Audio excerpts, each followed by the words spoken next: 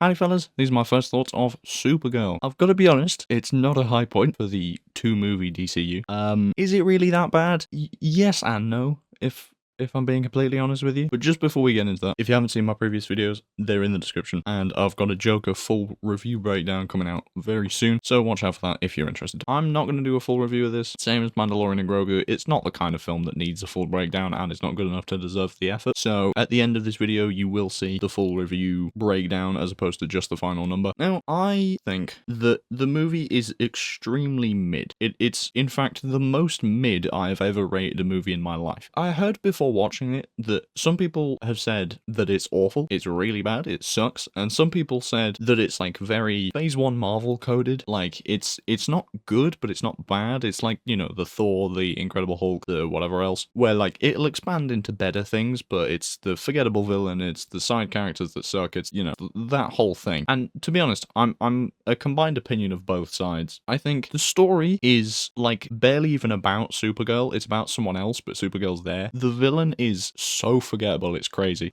Even the bits of the film that I directly disliked, I don't remember, which is insane, because normally if you do or don't like something, you latch onto it, and you only forget the bits that are just, you're kind of indifferent about. I forgot, having left the cinema 10 minutes ago yesterday, which bit I didn't like. That's insane to me. There's a side character, the little girl that goes around with Supergirl, who's so irritating to me. I hated her voice. They made her speak like proper RP Queen's English, yes, the whole time, and it was so annoying. Like, that voice works for villains and for certain settings, but not a 10-year-old in space. The visuals in the movie are not great, I have to say. The first appearance of Lobo, you can see that his abs are fake, which is strange to me, because of all people, I feel like Jason Momoa wouldn't need fake muscle, but it also, it doesn't look real, and it was just kind of off-putting. I also don't know Lobo in the comics, but according to my brother, he was not accurate in the movie, and he was quite annoyed about that, so I can't necessarily speak for that, but that's another opinion I've heard. But for me, at least, Lobo was still a high point compared to the rest of the film, because it's a constant battle of just boring villain that is basically just a slightly more buff version of the Ravagers from Guardians of the Galaxy, and the only way that Supergirl can have a fair fight with him is if she doesn't have powers, so they're constantly finding excuses to remove her powers, or just like lock her away so someone else has to fight people, and it's kind of annoying, because it makes sense they need to do it, but it's just really, really irritating, because it's this whole, you know, drunken outcast finally makes her way to becoming Supergirl the hero, but she spends like no time as the hero. It's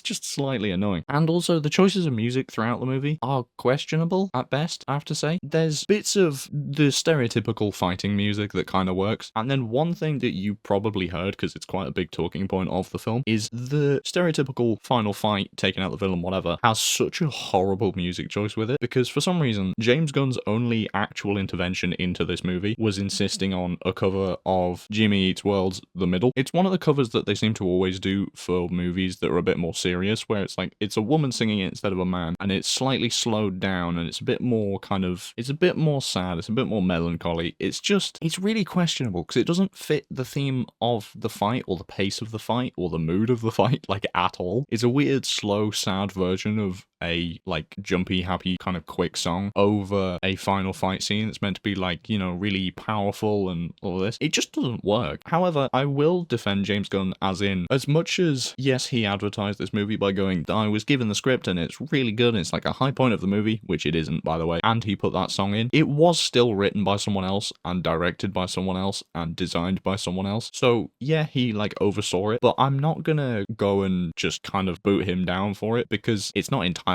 his fault. But don't get me wrong, he is still part of it, and I do still dislike that he's kind of Guardians of the Galaxy-ing everything, seemingly. So overall, not a brilliant experience, I have to say. I do think that it will lead into better stuff. Like I said, it is very Phase 1 Marvel-y, so I think later movies with the same characters will be better, and it is just there to set up Supergirl, but it still could have done a lot more than it did. So the overall rating for this movie is a cool, drumroll please, 4.7 out of 10. Ooh-wee. It's not good. Literally, as I said, the most mid-movie I've ever rated in my life. As in, it's literally the closest to 5 out of 10 that I've ever rated anything. But let's go through the individual things, because, like I said, not doing a full review, it's not worth it.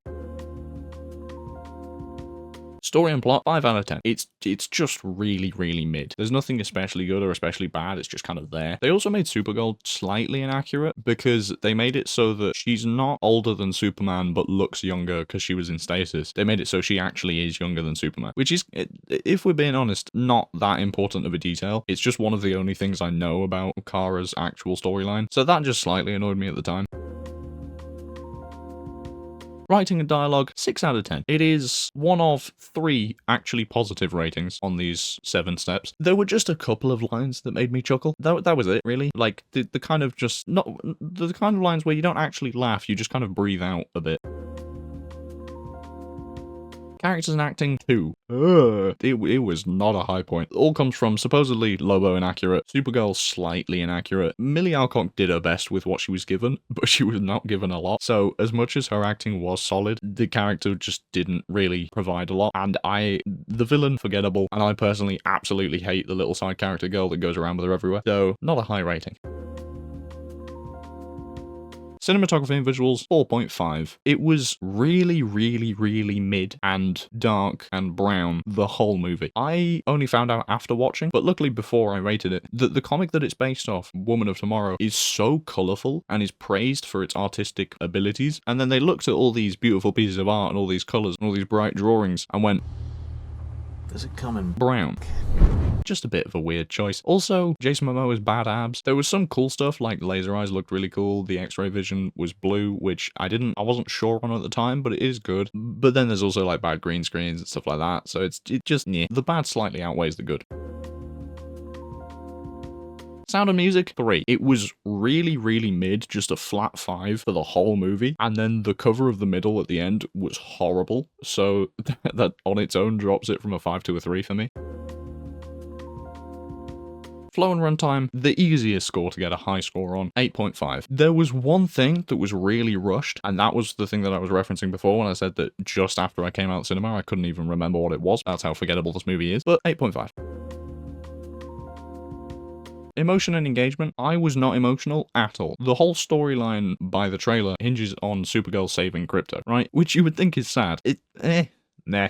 I don't know. Engagement, I am not easily distracted in life generally, and I don't think I've ever been distracted in a film. I've watched Elvis twice, which is like 2.5 hours. I watched Meet Joe Black, which is over 3 hours, and was not distracted one time. Supergirl, which is like 1 hour 40, I noticed myself looking down and just bending the straw of my drink. It's not engaging. So overall, divided by 7 is 4.7. I'm not going to adjust that because that feels fair to me, so we don't need the step 8. Overall, 4.7 out of 10. Really, really mid. I personally would still say go and watch it, or, well, I would say go and sit through it, because the future movies will be better, and it just sets her up a little bit. But if you don't want to, you're not missing out on anything. Like, you can fully move on to other movies without needing that. It's just the bridge between her being drunk and then being a smaller Superman, but female. Anyway, like I said at the start, got other First Thoughts reviews in a playlist in the description. Got a full review breakdown of Joker coming out soon. After that will be Project Hail Mary. Then we're going to hit up the absolute classic Kung Fu Panda, because I feel like it, to be honest. I'll do the Odyssey when it comes out. I'll also do Interstellar at the same time, because there's a double viewing on the day of release. Hopefully, I'll see you in some of those reviews. But for now, go watch film.